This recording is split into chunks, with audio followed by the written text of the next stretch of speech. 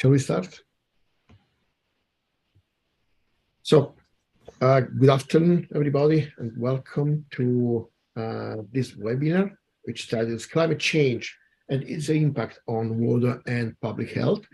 This is a webinar that we organize in the framework of the activities of the ARSINOE project, which is a EU-funded ARSINOE project, which is meant to leverage innovation from climate adaptation across a series of key systems like biodiversity, to flooding and sea level rise, and drought and water scarcity, to heat waves and deforestation.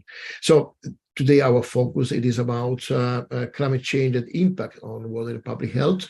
This is a series of seminars that ARSINOE organizes in the framework of the clustering activities which are implemented and planned across with the sister projects of the same core proposal that originated and financially supports the ARSINOE project, means TransformAr, which is today with us, and the Resilience project,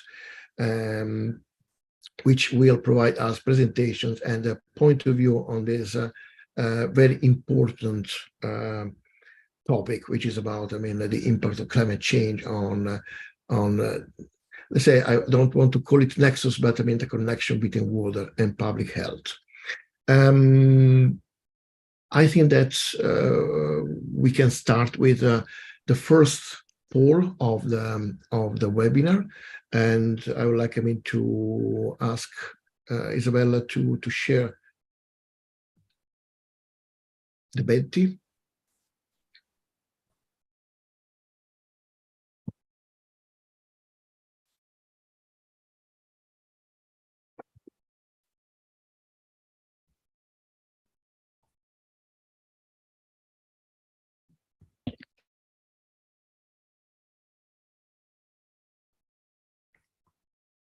I'll ask the audience and the participant of the webinar to respond to the questions.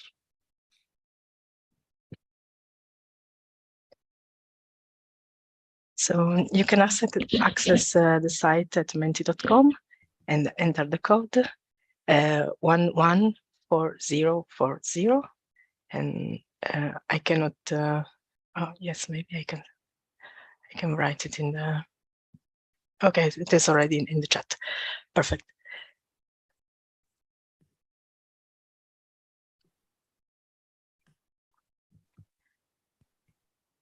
So let's wait just a few moments for everyone to connect, and then I will move on to the next slide.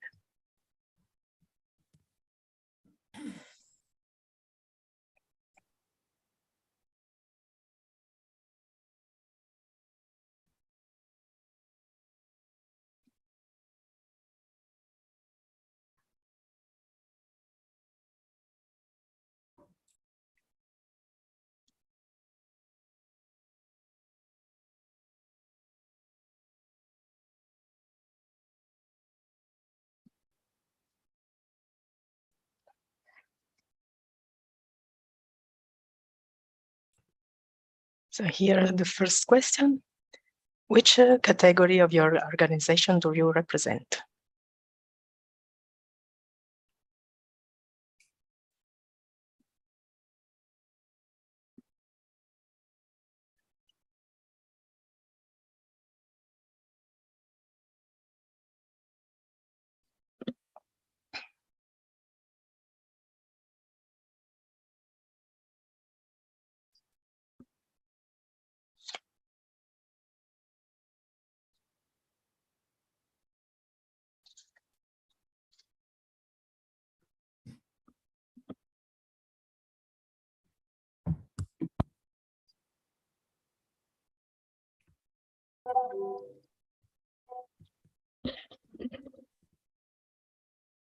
Still a few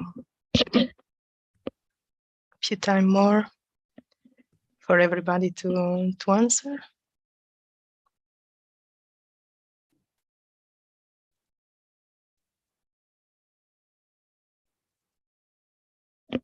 Okay, so maybe we can move to the next.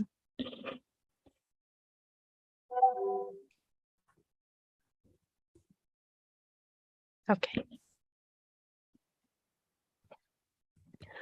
What are your expectations from this webinar?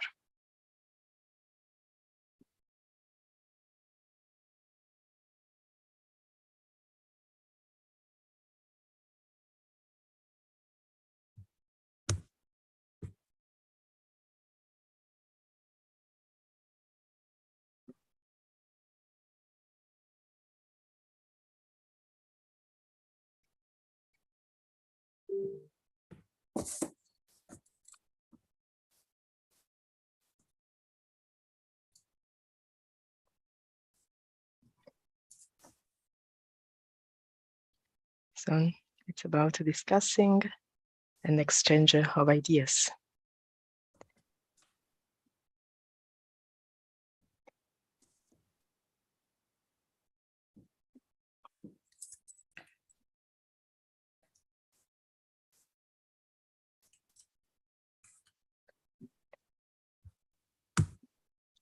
So a few moments, still a little bit of time, then I will change the slide.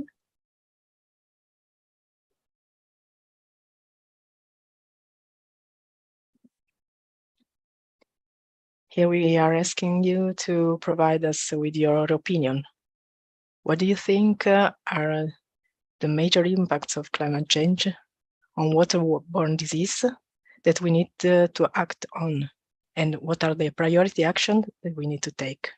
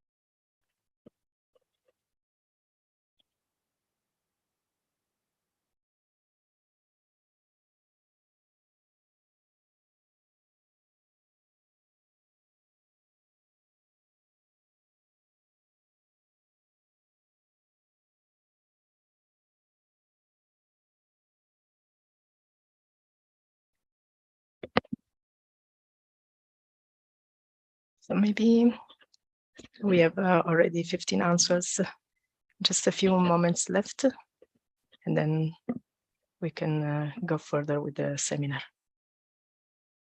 And thank you everybody for your participation in the survey.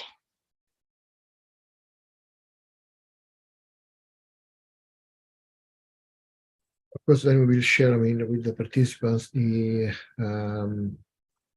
reply, the answers that we received. Yes, of course. With the other materials of this webinar. So now let's go back. To the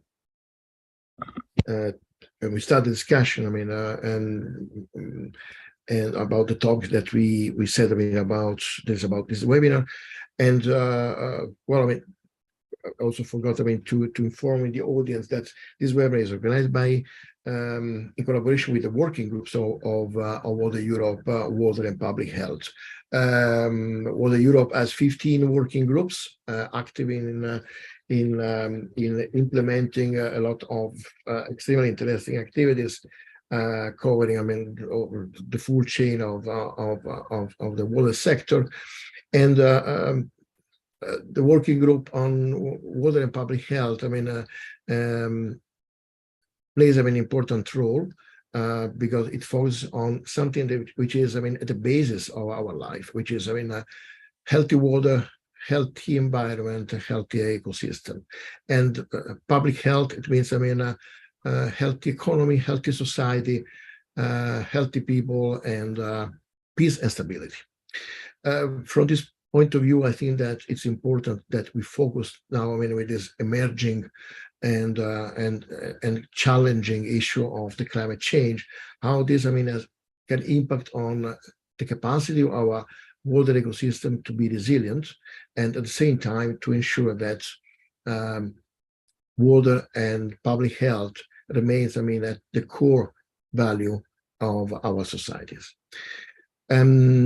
So I am really glad, I mean, to give the floor to Irina Calasea from Veolia to start her presentation and to have, I mean, the first keynote from the working group on water and public health of Water Europe. Thank you so much. Hello, everybody. So my name is Irina Calasea, and I work within Veolia company in charge of the European funding projects for water, waste, and energy activities. So I will share my screen. Okay.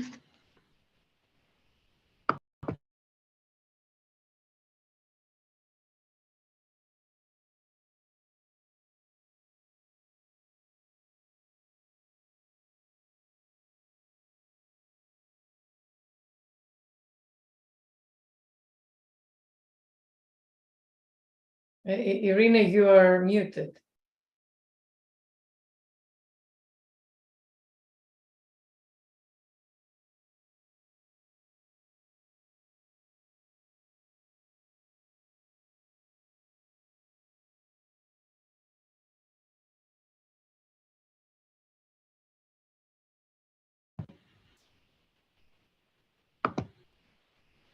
Hello, do you hear me?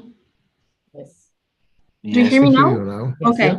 yeah. Okay. I will try again because I think there is a few issue. But Isabella, can you share my screen, my slides? I think it will be easier because I think that I have an issue with that.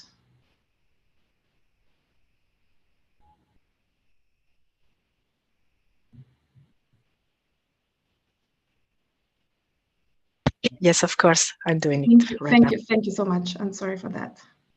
I think there is a problem.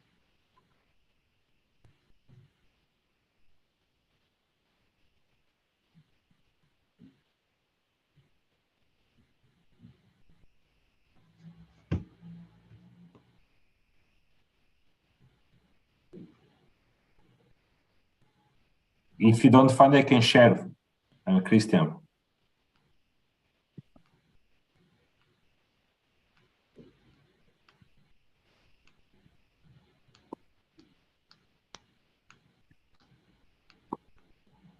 Okay. Thank you. So, as I was saying, I'm working for Veolia in charge of the European projects, and I'll give you an insight about the climate change and its impact on water and public health. Next slide, please. Okay, so as we all know, human activities are driving the global warming trend observed since the mid-20th century and induce global environmental changes. So greenhouse emissions from fossil fuel, agriculture, transportation, and the mining sector increases the heat retaining capacity of the lower atmosphere, resulting in global warming. So land degradation, ocean acidification, food insecurity, and extreme weather are only a few consequences of global warming. Next slide, please. So climate change is the biggest global health threat of the 21st century, and health is and will be affected by the changing climate through direct impacts such as droughts and heat waves, but also indirect impacts such as airways diseases, food, water insecurity, and undernutrition. So as you may see in this slide, there are a few examples of direct impacts. So the extreme events, the extreme weather events lead to injuries, but also diseases such as circulatory cardiovascular diseases and also respiratory diseases, but also losses which are caused by natural disasters such as storms, hurricanes, and tornadoes. We also have indirect impacts, but through natural systems. For instance, the air quality, because a bad air quality leads to diseases such as asthma and also allergic respiratory diseases. Another impact is the food and waterborne disease, and also the fact that a warmer climate will increase the reproduction and resilience of the vector-borne diseases. I'll give you an example. For example, in South America, the risk of malaria will increase from 25 million people in 2020 to 50 million people in 2080. So we see that there is a huge impact. There is another indirect impact, but through social and economic systems that leads to undernutrition and also food insecurity. This is due to lower food production. And another impact is on vulnerable populations, such as especially elder people, but also women, children, and also people living in very poor conditions. Forced displacements due to climate change will unfortunately lead also to mental illness, diseases, and stress, but also severe anxiety and sense of loss. So there are different vulnerability factors that we need to take into account. So the demographic and geographic factors, but also biological and health status. We may be exposed in various ways to the consequences of this climate change. We may see extreme weather events, but also scarce water quantity, a bad water quality, and also food insecurity. That's why what is really important is to be resilient, but also to have a good, a stable health system capacity. That's why we need a governance, we need leadership, and we also need to give access to essential medical products and having a stable health workforce. Next slide, please. I'd like just to give you a few numbers, just to give you an insight about what are the impacts of the climate change on human health. For instance, between 2030 and 2050, we have additional 250,000 deaths per year due to different diseases such as malaria, heat stress, malnutrition.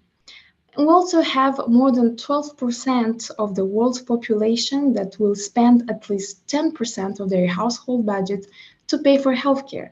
So in this case, the population of developing countries will be more affected compared to population to people from the developed countries.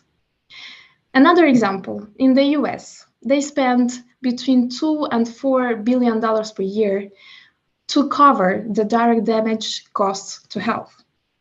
And in order to improve it, we need to reduce the emission of greenhouse gases. So that's why we need better transportation, food, and a better energy use. And also what is really important is to invest in having a good financing. But globally, only about 0.5% of multilateral climate finance has been attributed to health projects. So we can see that this is not enough. And For sure, the people whose health is being harmed first and worst by the climate crisis are the people who contribute least to its cause. So we are talking about the people in developing countries who have no access to all the essential resources. Next slide, please. And here in this slide, you can also see all the interconnections and the links about the different impacts of climate change. For instance, we see that climate change has an impact on primary environmental and social impacts. For example, there will be a change in the cryosphere, the sea level, or surface water. But if there is an impact in surface water, this will raise a shortage in fresh water availability. And if we don't have water availability, we'll have hygiene issues and also economic activities loss. So we'll have another indirect health impact. This also may lead to conflict displacement and also to depression and mental health. So we see that everything is linked. Another example about a direct health impact. For instance, due to heat risks, we have injuries, death, and also stress and disease risk. This will also lead to depression, mental health. So you can see that all the direct impact and indirect impact are all linked and interconnected.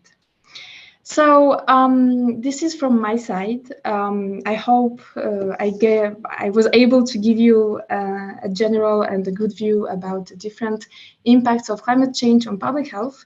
And now I'll give the floor to Cristian, who is the next speaker.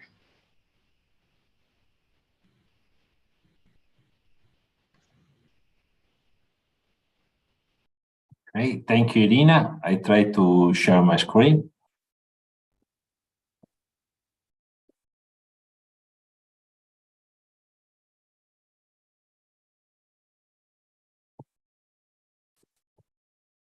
Okay, I hope you can see my screen now. Yes, it's visible. I mean, if you can pass through the presentation without the text, that's okay. Okay, thanks, Irina, for giving to us an overview of the impacts of climate change on public health.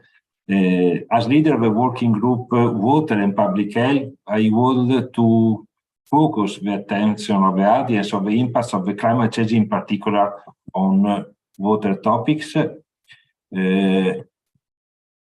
example, I write here some example of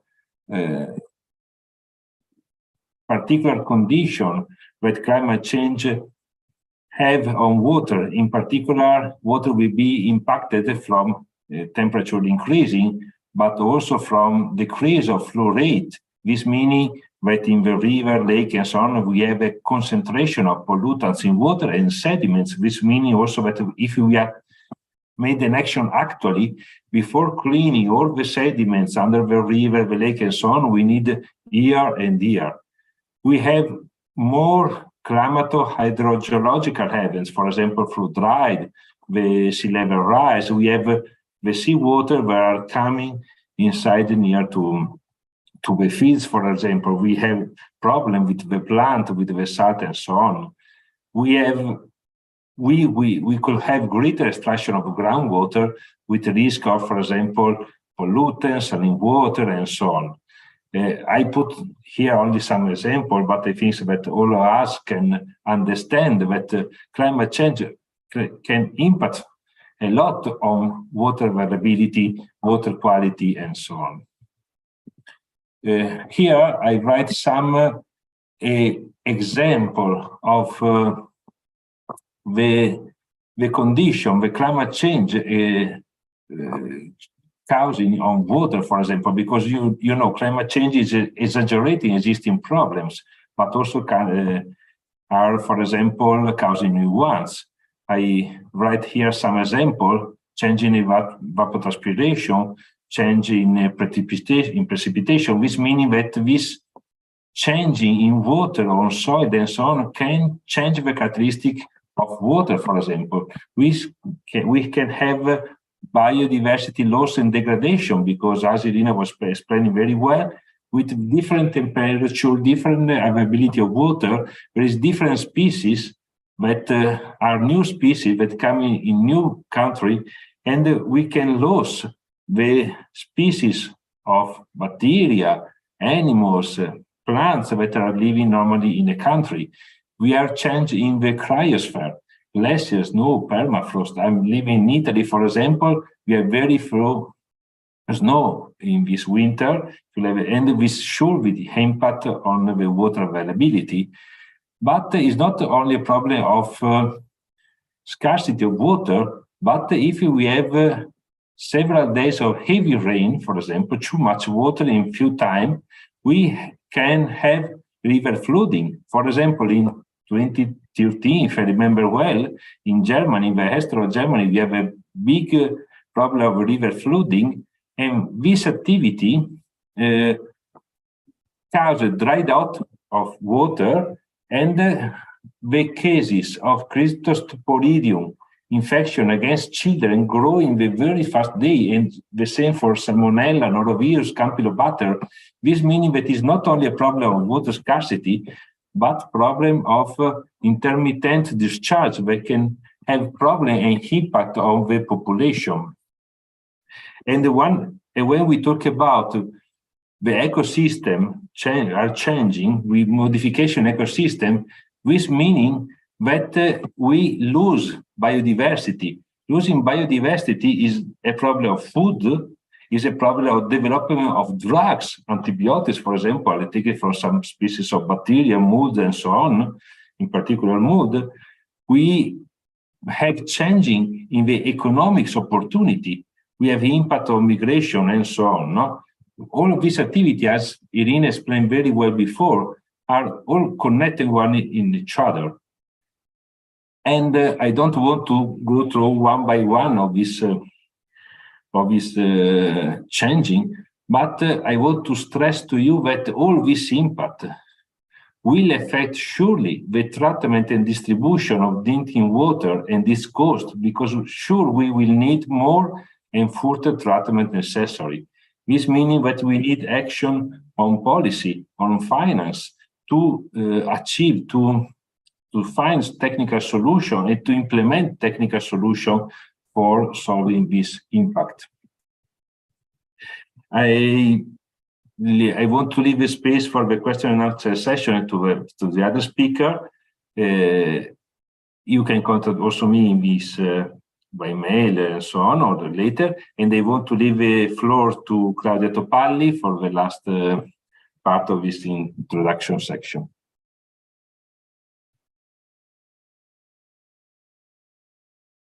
Thank you, Cristian. Hello, everyone.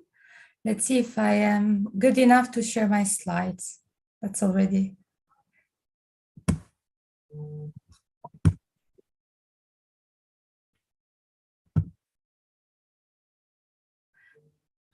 Yes, can you see my screen? Good, then maybe I passed the first. Okay. Can you see my screen? No. Okay, I thought I passed the first test, but no, to work better on that. Yes. Yes, now we can see it.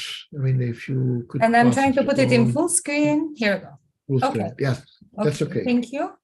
Thank you so much, first of all, for giving us the opportunity. And I'm again joining my colleagues, Irina and Cristian, into this. I mean, it's a full journey, and they very well explained a little bit, you know, the challenges and the opportunities. And I've been left a little bit with what to do next. And the idea here is we have a lot of ideas, and I was very pleased to see that the participants want to come out of this workshop with more ideas. So I can, in following, you know, the activities that we have done also at Water and Public Health, and the white paper that Cristian has been presenting also at the UN conference in the event that we did on the 23rd, Cristian, correct me if I'm wrong, of March. We have come up jointly with a number of ideas. So it's from practice into action and from challenges into real opportunities. And how we do that, we can see them a little bit in different ways. First of all, it is that from a policy-making perspective, we believe that I'm sorry, I'm not 100% sure. Here you go. So from a policy perspective, we believe that we need to have a coordinated policy framework that is looking at the industrial and rural and upstream and downstream. So it's really like a global view. And when we look at the water governance, as Irina was telling earlier, we need to make sure that water policy, it comes with carrot and stick approach. So not only with the requirement, the legal requirements also should be followed at European, global, and local level with funding, investment, but also with penalties. For example, we have seen recently what is happening, for example, in Italy. The transposition of the European Drinking Water Directive came with for the very first time, with a very extensive list of do and don'ts. And if you don't, there's going to be a penalty, and that goes from the private user to the public user and to the investment company. So that is a way that can, make real changes. Other ideas, we have a number of examples in our white paper, but I would like to highlight, for example, the investment at the government level, and also the promotion of the sustainable financing. We have heard a lot recently about the sustainable financing. It should not only come with policies, but again here with this carrot and stick approach. And again, I gave the example of the Drinking Water Directive transposition in Italy. That is only one of the European policies and linked to the national ones. Others should also include, like, for example, the upcoming Urban Wastewater Treatment Directive. It is a revision, it is a game changer, it has been working very well, but there is a number of novelties which are supposed to come. And we see some resistance into these requirements which are linked to public health because there is no funding. But it should be a little bit, the funding should be addressed to solve the issues, either rather than, not making the requirements. So Irina was saying that there is an immediate link also to the economic activities, health, and water.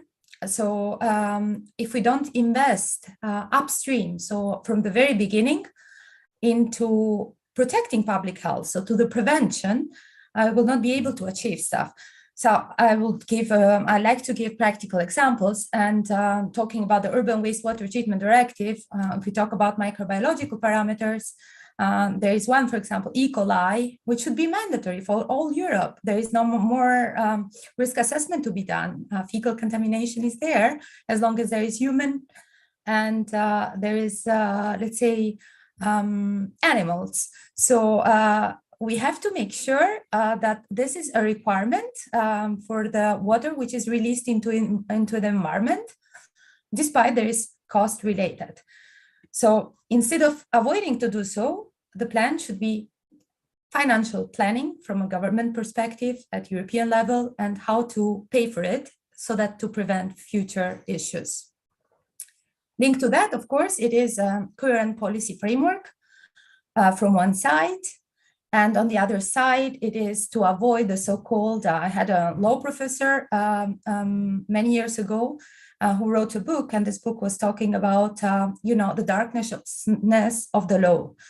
So if we do have too many requirements or that are a little bit spread everywhere, as a government, we can claim that there is a legislation, but we also have to make sure that this legislation is known to the final users.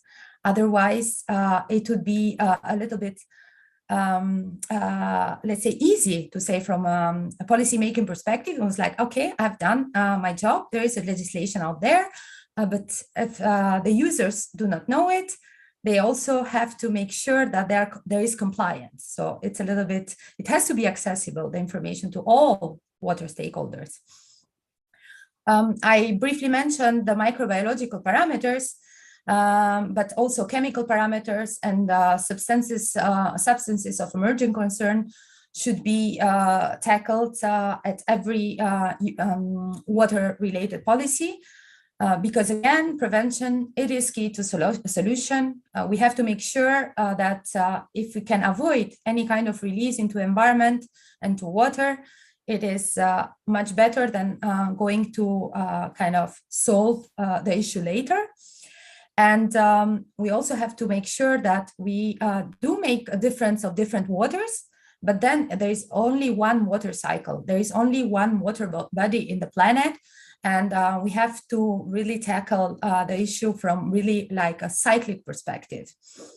And on the other hand, we also have to, from a policy-making perspective, is that we have to make sure that we make it simple.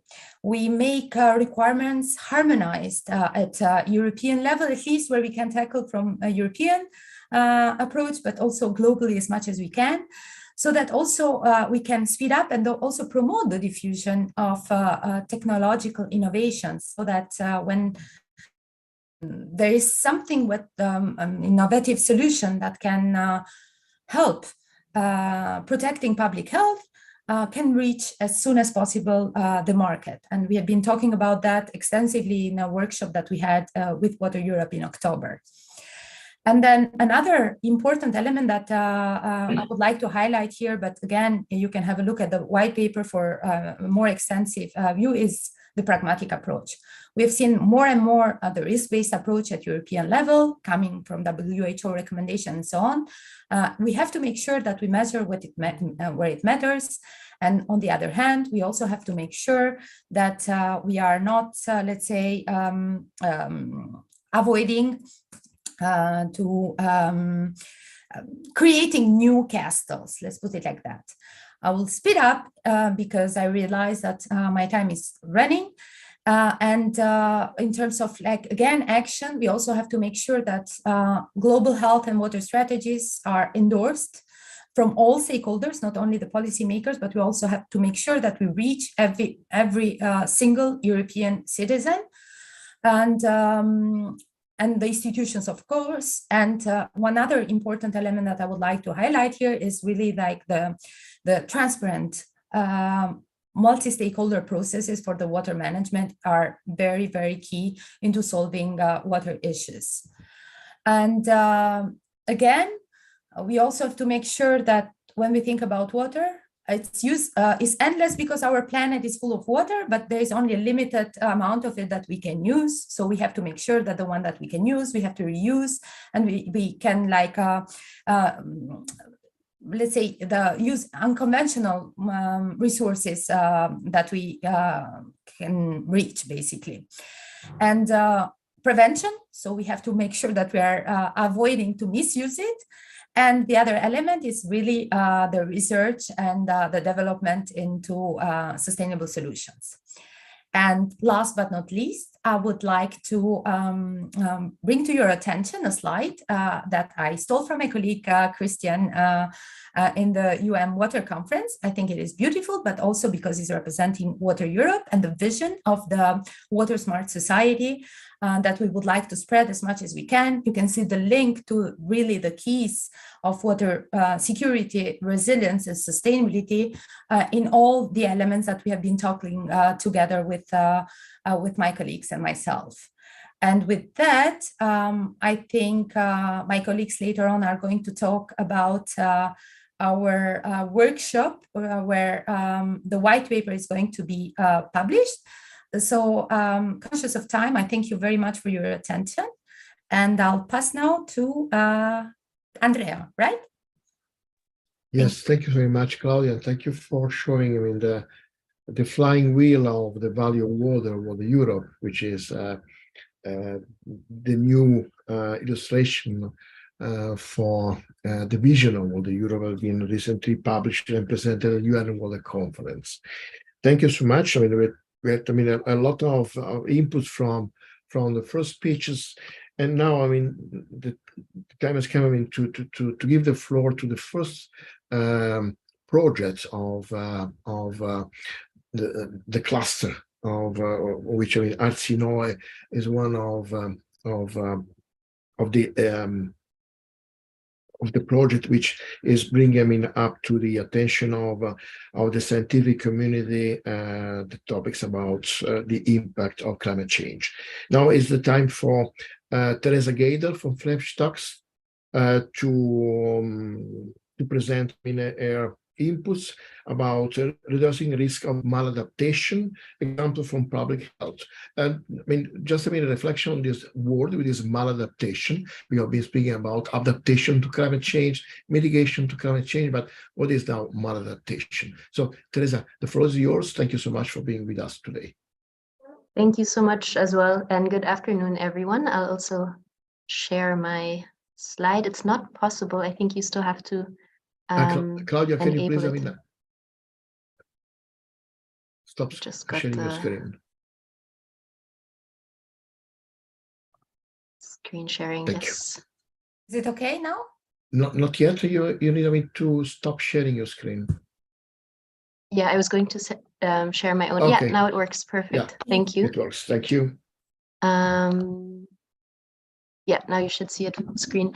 Yes, so I'll be presenting on reducing the risks of maladaptation and some examples from public health. My name is Teresa Gaydel, and this work that I present is part of a project called Resilience that was just mentioned already. The acronym stands for Regional Pathways to Climate Resilience, and I'm the task lead on maladaptation, which is part of one work package. And yeah, as you just mentioned, I'll go on with the outline now. I'll briefly start in the beginning to explain why maladaptation matters and what it actually is, then show some examples of maladaptation effects on public health, and explain why, from our perspective, it makes sense to look at the risks of maladaptation and why we created a tool in order to check maladaptation risks. So first of all, to build this bridge from climate change impacts over to maladaptation, Irina already sketched out nicely in the presentation earlier the different direct and indirect impacts of climate change on public health. So I won't repeat this, but in my opinion, it's kind of the way forward, very obviously, that we need to adapt to climate change. So this is the what question, is like the adaptation is needed as a response to the threats of climate change on public health, on water, and various sectors. And now I take a bit of a different angle in this presentation by jumping into adaptation and more so maladaptation, where we already think about the ways to adapt, so the how of adaptation, and believe that it's very important to include maladaptation. So maladaptation itself is basically when adaptation goes wrong. Very easy to say, but whenever an adaptation action or adaptation project is planned, so to adapt to climate change, something such as in coastal management, where a port perhaps is extended or so, and it has various positive impacts, but can have some negative outcomes as well, that they outweigh the negative impacts and that they outweigh the positive impacts, and that there's a lot of negative impacts from this, such as sediment movement or too many sediments at one part of the port, to stay with the port example. But as I mentioned before, I'll focus and now share some examples from public health. So just to get you to think about 3 examples, on the left side in this table, we can see an example of an adaptation action where we can imagine a team planning new types of or different types of crops in order to ease the effects of droughts by climate change. And then potentially maladaptive outcomes are, on the one hand, that there's a strong dependency on the new crop. So there's the new crops might be less resistant to pests. This is an example from Nordic, like Scandinavian countries' agriculture. Also, new artificial irrigation systems in Spain have proven to cause erosion. That has also not been anticipated while planning this adaptation action of using different crops that require different irrigation systems. And then one more example from outside of Europe, from Sri Lanka, is that there was no choice of different crops, but a change in seasons or in rain seasons due to climate change, and actually a lot more, so an increase in snake bites for farmers because they had to adapt to the change of season and then were bit by snakes more often, more frequently than before. And this is also something that hasn't been anticipated, but potentially could be, which I'll get to in a moment. Another example would be if there's a cultivation of inappropriate plant species to promote green infrastructure activities. So an urban setting where a city wants to have more greenery in the city, but doesn't pick good plant species or such plant species, if we look at the right column, that can cause more allergies than previously expected or thought of. This is an example from Croatia. And then staying in the urban setting, in Austria, there was a lot of effort put into making buildings more heat resistant, so insulating buildings and basements. But then when floods, so another effect of climate change, hit, they were not proof or prepared in order to stand the ground for these floods. So the materials were dissolved and there was more pollution than what had been if the adaptation action had been structured in a different way. So now in this task on maladaptation and resilience, we're looking at risks of maladaptation specifically, because we believe that it's important to look and understand what the maladaptive risks are before they actually happen, to still minimize the risk and kind of turn it around. And what we've come up with is a list. We call it the self-assessment tool. It's a list of questions. I'll show in 1 second. And at the moment, the first version is already public. It is 1 page of guidelines and 3 pages of the checklist. It's 17 questions in total that are mainly aiming, or the main target audience is regional planners. So they go through this list of questions in order to understand and evaluate their own adaptation action that they're planning in detail, and kind of question, oh, if there's a risk of maladaptation with this aspect, we might have to go back and see what can be done in order to minimize this risk. And lastly, just to show you what the tool looks like, this is the 13th question at the moment of the tool that you're looking at. Have the risks of maladaptation of the adaptation action been discussed with relevant stakeholders? So this is also an important factor for public health, whether everyone who might be impacted is considered already in the planning phase. And then you see in green, yellow, and orange that the users of this list can either check, yes, it has been considered, or partially considered, or no. And then there's some space left for comments. So this is in our opinion, like one piece of the puzzle in order to minimize the risk of maladaptation. And it's a very broad tool because we try to capture as many sectors as possible, but water and public health also fall under this and are covered by the tool. I'll share the link to the tool in just a moment, and I'm also available for questions after the other presentations. Thank you so much. Thanks, Teresa. Thanks a lot for the presentation. And I invite the audience also to send us questions directly on the chat. We'll try to respond as much as possible. And now it's the time to pass to the project hosting the webinar, which is ARSINOE. And I would like, to give the floor to Crisi Laspido. She's, a professor of civil engineering at the University of Thessaly. She's vice president of Water Europe, and she's the coordinator of ARSINOE. So we are really pleased to have you today with us. And please go ahead with your presentation. Thank you, Crisi. All right, thank you, Andrea. Very pleased to be here as well. So yeah, I'm going to try to be very brief.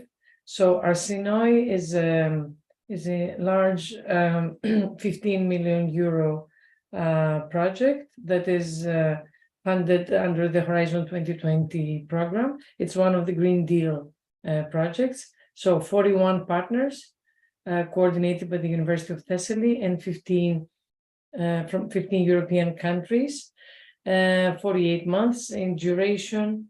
We finished our first year, running into our second year, and we had 9 case studies in Europe. Okay, so I was trying to establish the link with health. It is not something that is explicit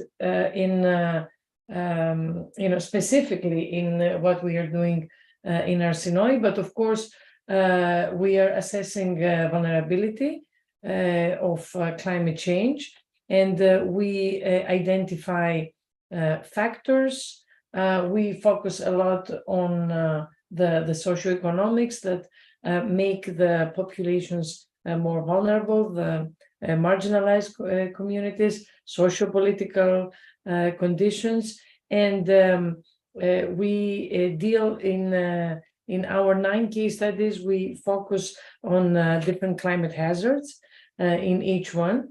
Of course, we identify the vulnerability through the exposure, the number of people that are exposed and the condition they are in.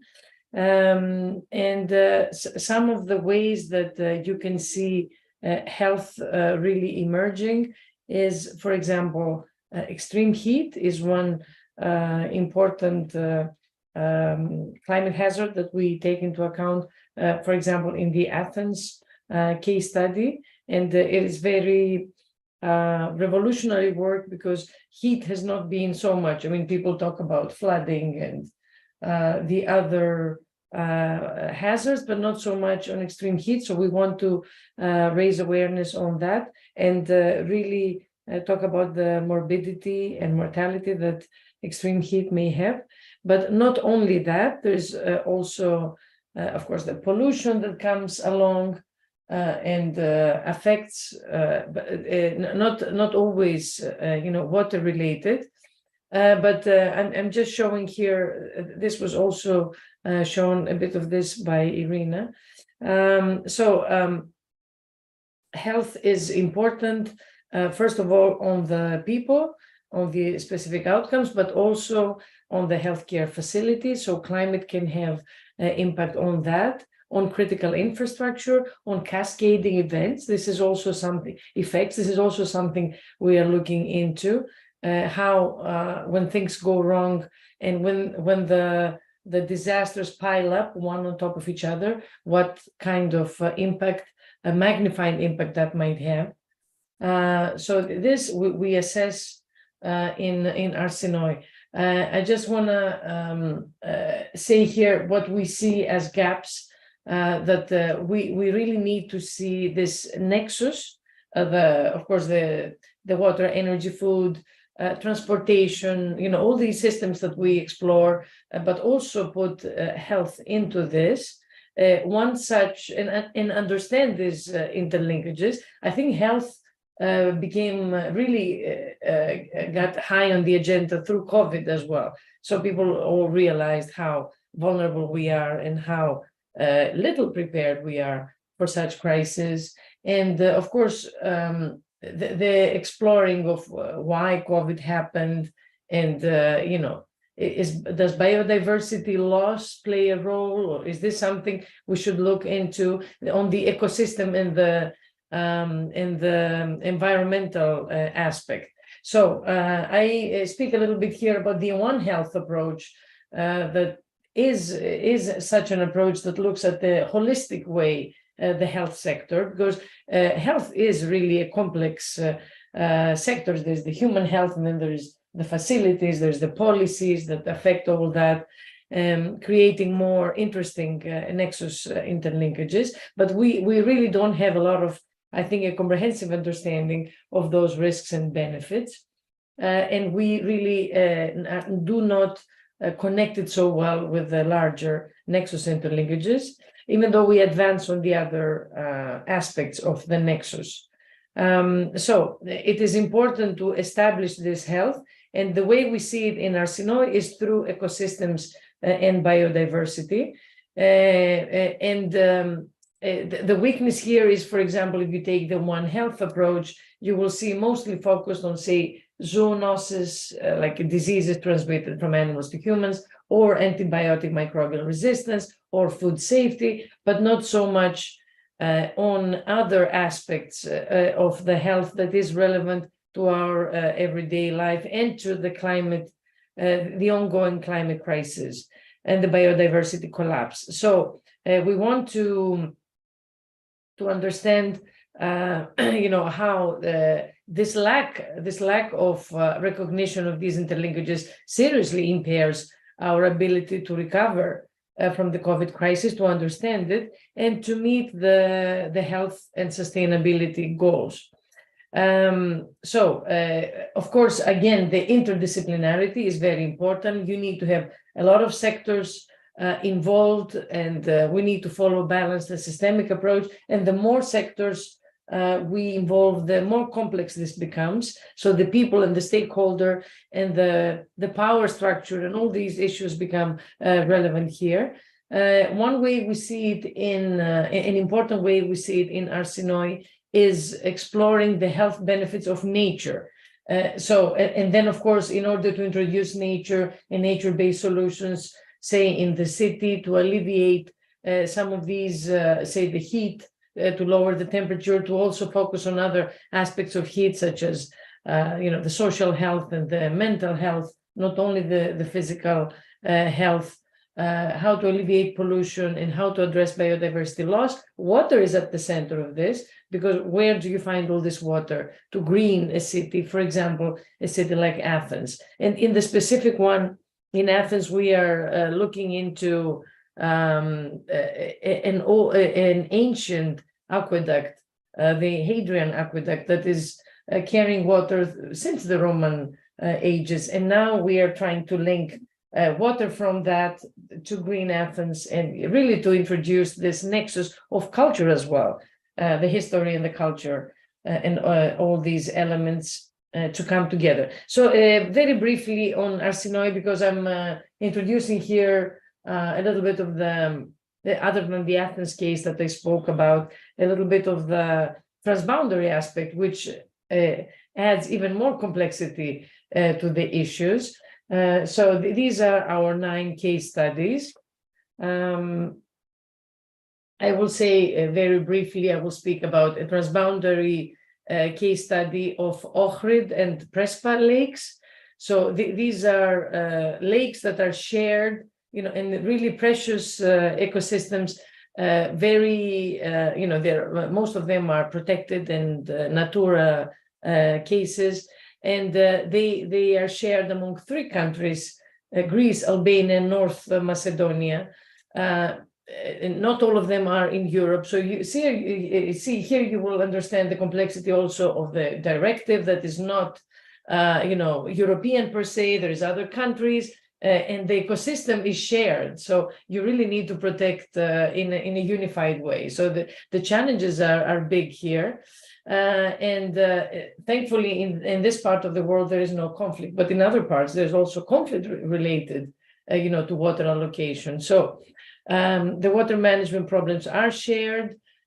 What one country does affects the other. The way the policies and like I said, the power structures, the institutions, how they work, and the strength of these institutions also affect the way things are happening. And the result is I mean, what we are trying to do is to understand, first of all, these interlinkages, understand the effects of one country and the other, on the water quality, to safeguard what is happening, to introduce, again,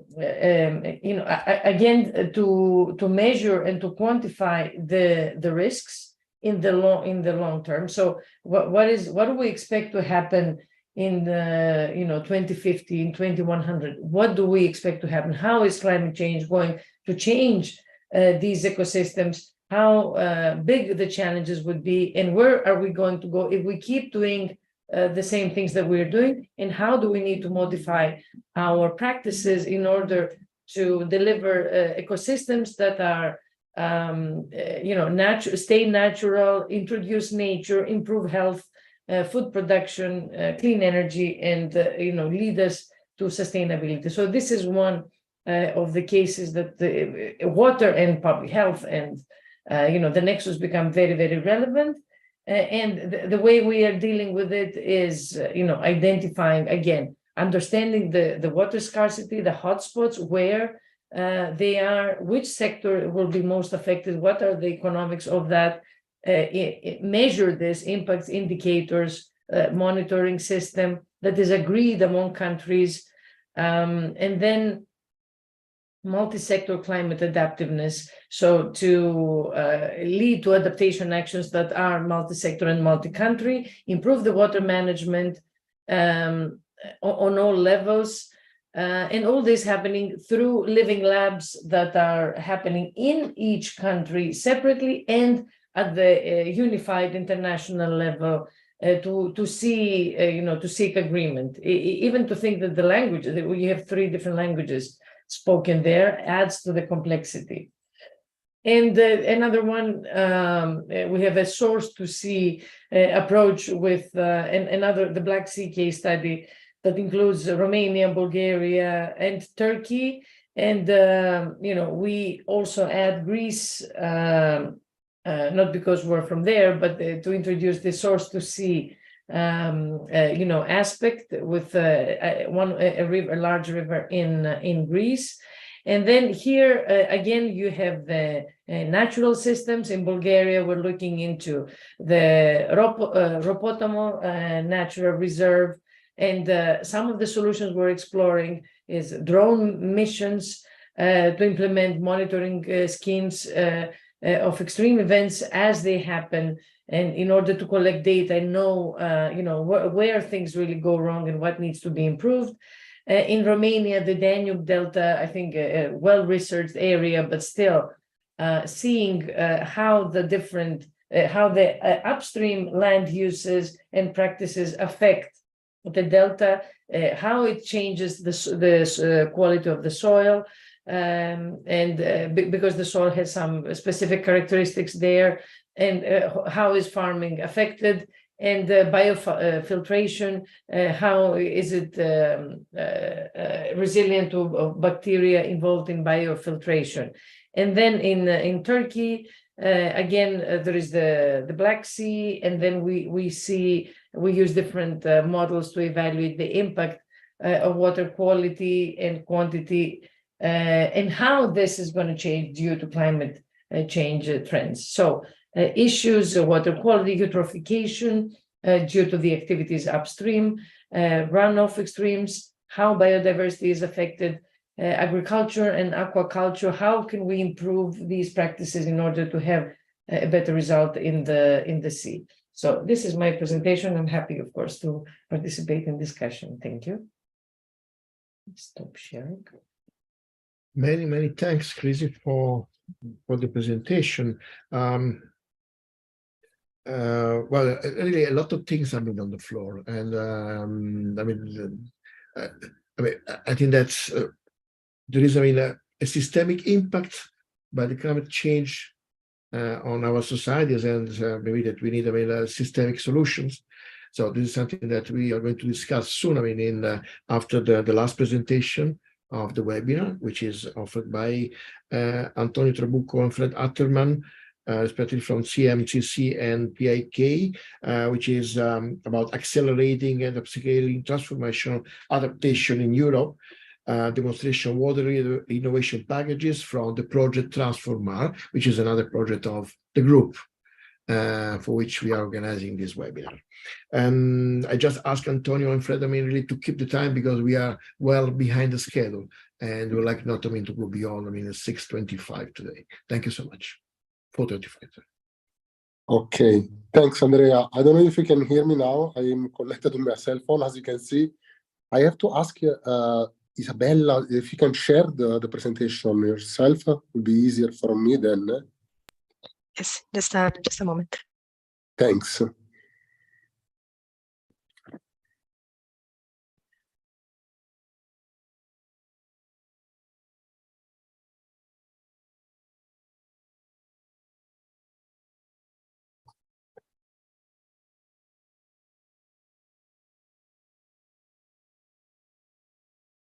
Okay. Well, if you can put it in full mode, otherwise. Well, I can already speak. Meanwhile, thanks a lot, everybody. Like Fred and myself, Antonio, G-Shard, like we are working in TransformAr for the modeling impact of climate change, especially on water. It's central system service it's analyzed in this project. Next slide, Isabella. Of course, this is belongs to the same call like resilience and impetus and ARSINOE. So it's at the center is adaptation, of course. So it's really important, and it's framing adaptation at full range, like transformational adaptation, which just basically requires a transformational change. So there is basically very much impact oriented and actor driven, of course, to be really effective and very acceptable. That needs to be solved with a possible mechanism that either financing, not only acceptance, but also like something that are solutions that are actionable. So basically, these are all like solutions that really needs to understand the impact at first on and then develop from them things that are really acceptable. Just we're talking about maladaptation is one of the cases. So it's important to put ahead a clear understanding on the impact and communication of the impacts. So next, Isabella. Thanks. So this is like the other case, like the other demonstrator case, like Cristian shown for ARSINOE. This is for the 6th demonstrator for TransformAr. Well, it's important to understand that most of them are really related to water centrally, but it's amazing how much water really can affect different systems, different sectors. So there are really different activities that are linked to water and also to heat wave. In the case of TransformAr, is also an important hazard that it's considered, for instance, the city of Galileo, but for all the rest, water is important, both like in terms of stormwater management, both in water, like in terms of like productive activities, like fisheries, like tourism, like leisure, but also in terms of like agriculture, like in terms of like eutrophication, nitrogen, like leaching control. So at the end, it's important to understand that like water is an important sector. It has a lot of implication on different sectors. Next one, Isabella. Okay, so basically we start from the factor that we need to, as a modeler and as a like impact people that to provide impact assessment, we need to provide information that very much is very complex not just by its nature, but also by the different level of uncertainty that are related to the projection in the future. So it's important for us. We have been doing a great deal like to work in different projections for different factors. This is for the reservation itself. It's clearly an important factor, but we see a lot of uncertainty, and we have been making trying to work like different way to communicate effectively to stakeholders and to key community sectors, like the level of trends in the future and the uncertainty related to it. But of course, this is just yearly. For instance, trends. Next, Isabella. These are, for instance, other ones, like we can show also, for instance, with the other like type of graphing, like the trends over month time in the future. This is, for instance, for 2050. So there are all different experiments, let's say, set up that we need to engage also for communication of this hazard for the future. And they're very central. There is a lot of uncertainty, and we need to be very much working on it. And this is like a big effort we're putting on it. Next one, Isabel. And of course, like there are different modeling that are involved in part of the monowork package in the project. And of course, one important one is hydrological model at EU level from PIC. And this is important because like you just analyze really comprehensively different factors from landscape management, from like ecosystems to like the whole hydrological process, and down then all the basically water availability and storm water management, and has a lot of implication for all Europe. And this is like analysis that are implemented to show like different sources of hazard, but also different sources of water supplies for the future, and risk eventually linked to the different sectors. Next one. And of course, this is like related also to other on the counterpart of the hazard, which is like the needs of the people and the needs of the communities. And for instance, this is another case. Sorry, I had to. Can you hear me now? Yes. Okay, so I had just it's important for us to link together like to this different demand from the different sectors. This is one case, for instance. This graph show like what could be agricultural demand in terms of water for irrigation, for maize, but we develop this for like different sector, for different community. Tourism is also an important definition of like in the project. But also all the other risk, and also important, also other socio-economic development in the future. They included the expansion and reduction of different sectors, and this is going to have also different development in the future. Next one. And so it's important to understand that now when we are coupling both water supplies and water uses, but not only, this is just defines what it could be the level of sustainable water uses. Is important to understand that we need to couple both of them so that we understand how much the actionable adaptive solutions that are proposed and tested can be really efficient to improve sustainability. So for us, and this is like another big challenge really that we think and we need to move, like Cristian was mentioning, different gaps. It's like modeling also, like we need to understand how to develop and fit in better management options and adaptive processing into modeling. And altogether, all of this has to come to standard evaluations so that we are able to compare the different options and adaptation solutions, and compare among them and between different regions. And this is an example we have, like we have been like working together with the other project to standard evaluation indicator, like the Sustainable Development Goals. I think that was it, and thanks a lot for the attention. Sean, I don't think I have more. Okay. Thanks a lot. Thank you very much. Thanks a lot for the presentation, and I mean this additional set of information and scenarios.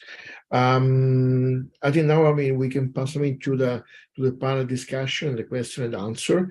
I have a comment. I mean, we understand that climate change is a driver.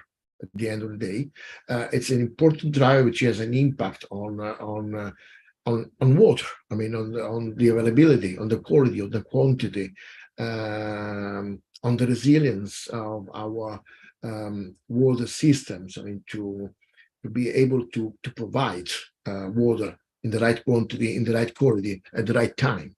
I mean, to the users. And of course, this has an impact on the economy, has an impact on the stability of the society, and that, of course, has an impact on health.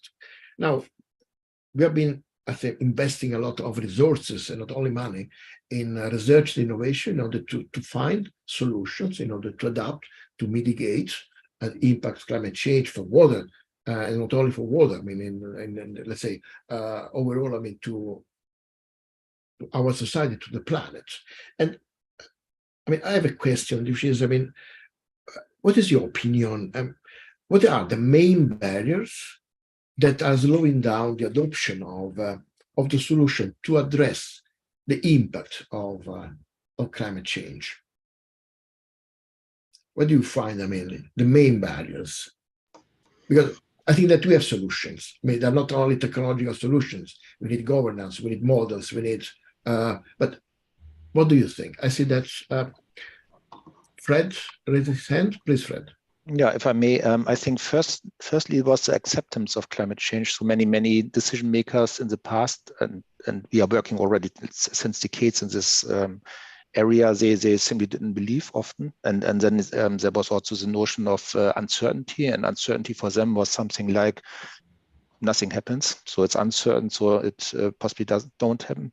And on the other hand, of course, uncertainty does also say it may become worse, but this was not how they perceived it often. And now we have these events, floods and droughts, still a drought in Europe and evolving in Southern Europe again. And now they are a bit puzzled often. So we didn't know that this happens. I mean, possibly they could have known, not exactly, but possibly yes. And now it's a complexity of the work to be done. I mean, and also, of course, the money in the end. So this is really an investment in the end. I mean, it's an investment for good, but it has to be done. And yeah, and I think this is part of the story why we are not there where we could have been. Thank you so much. So I understand that, I mean, there is a matter of acceptance, I mean, understanding of the impact of climate change on the one hand. On the other hand, I mean, we go, I mean, to the matter that we need to invest money and invest additional resources in order to change, I mean, the structure in which we are living, because as we said many times, I mean, we have been using a linear approach so far, which didn't work. And we are going towards, I mean, a circular economy, a circular approach, which requires time, resources, investment, and of course, I mean, political leverage as well. I see that Irina is also wishing to contribute, please. Yes, about the political issues. Actually, I think one question is also about the lack of the political will sometimes, because governments, they don't always prioritize climate change mitigation and adaptation measures due to, I don't know, other priorities maybe, or also because of the political pressure or limited resources. So maybe there is another effort to make for on the political side. And also I would add, in terms of technology, I think that technology does exist, mostly in developed countries. What is complicated and difficult sometimes, it's its implementation. And this is linked also with the regulation, because the regulation still needs to evolve, and this takes time. But climate change is an urgent issue, so we don't really have a lot of time. So this is other two elements I would like to add to the answer. Thank you so much. Cristian. Yeah, and for me, yeah, to add to all this, of course, all what the previous speaker said is important. And then it's the collaboration. It's the complexity of the actors in order to achieve something, to advance in this front. You need, if it's not single-sided, you need to consult with all these people. You need to reach consensus.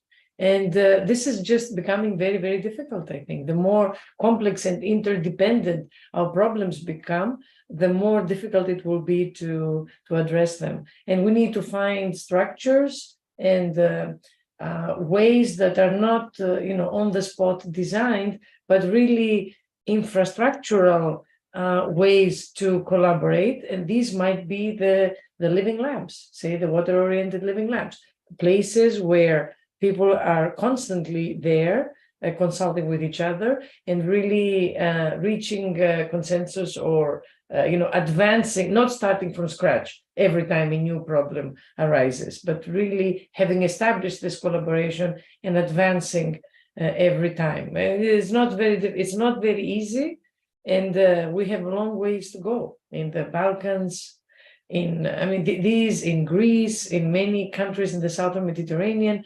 These ideas of collaboration are, a little harder to achieve. So the languages, the power, there's all these different things that need to be overcome. So we have a long ways to go, but we can, as I said, we can advance through living labs. That's my suggestion.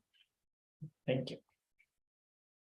Thank you, Chris. Thank you for mentioning, the world-oriented living lab as an example of for supporting a systemic solution at local level, because we should always remember that water is a global challenge, but then solutions must be found, at local level, because we use water locally, even though then, the impact of climate change is on the planet, where we have boundaries. We have planetary boundaries that must be taken well into account.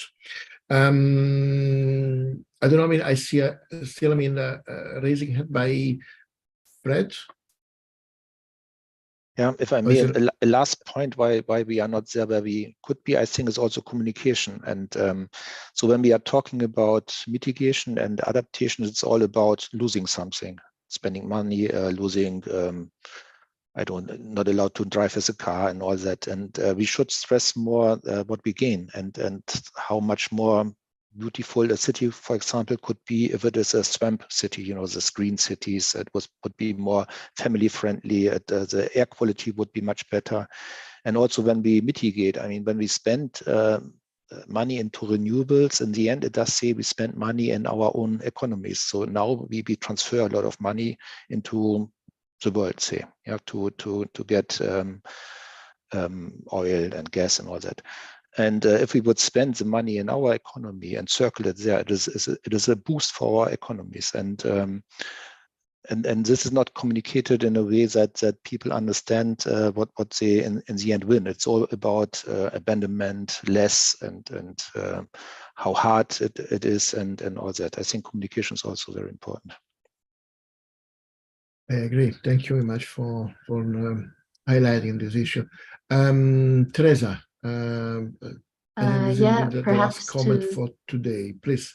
Yeah, perhaps to tie the points together. Also, I agree with the point just made on communication. At the same time, I believe that there's already quite a lot of pressure on individuals or the public in order to inform themselves, let's say, taking the decision in a market or supermarket, whether I buy unpackaged or regionally or vegan, vegetarian, and so on. And I believe that if things were communicated differently, but also regulated a bit more, and parties would actually dare to regulate partially, that there would be less of a burden on the public to take these decisions and to always kind of even defend themselves in front of their family and friends. This is why I bought this kind of product today or didn't or so, because that also takes a lot of energy and puts a lot of responsibility on the individual. And one more point, perhaps to add to Irina about the political commitments. I also strongly believe it's related to the legislation periods, that a lot of parties have a 4-year span where they make promises and they want to see them implemented, that they promise to their voters, and therefore there's less chance to actually implement systematic change and go a bit deeper and question. Thank you. Thank you very much, Teresa. So I think that's really a lot of points have been discussed today. I don't know what you even expect. Solutions from today, from this global challenge, global impact of climate change. But at the same time, I think that today we highlighted, some extremely powerful messages. Participation of people, political leverage, investments, are necessary in order to really to make a change, which is, a long-term change, which requires at the same time, time and commitments and participation. I think it was also important, the issue about the communication, which is important. We need to communicate. We need to have not only the users, but the people, in general, to be part of the process. And at the same time, I want to go back to the inputs of Chris about the water and living labs, which is a real life environment in which we ask the academia, the business, the people and the public authorities to sit around the same table to find a common understanding and common agreement on sustainable development, which also has an impact on the capacity of society to be more resilient and adaptive to the climate change.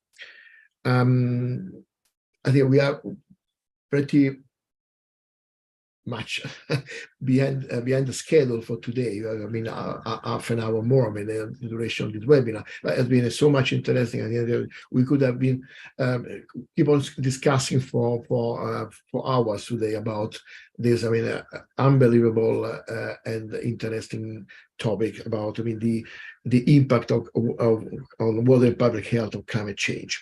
So I'm going to close it. Like, I mean, really to thank a lot, I mean, all the speakers in the audience who participated to this webinar, thank the projects, I mean, the ARSINOE, the Resilience, and the TransformAr projects, and of course, I mean, many thanks to the working groups of Water Europe or Water and Public Health who have been working in order to organize this webinar in collaboration with the other project. And I mean, a great thanks, I mean, to the staff of Water Europe who make also this possible with different contribution. Just, I mean, few communication. Well, I mean, as I said before, Water Europe published the new vision, and the new vision is available on the website of Water Europe. Don't forget that we have Water Innovation Europe on 20 June 2023, which is the flagship event of Water Europe about policy development, advocating for water. And then we have a next seminar about on the same series of the seminar today that will be about NATO-based solutions and the impact of climate change. So I would like once again to thank you all for your great contribution, the great speech. Thanks a lot. Enjoy what is left of the day, and see you next time. I mean, in the next events of the project at Water Europe. Thank you so much. Bye for now. Thank you. Thank you. Thank you. Bye. Bye. Bye.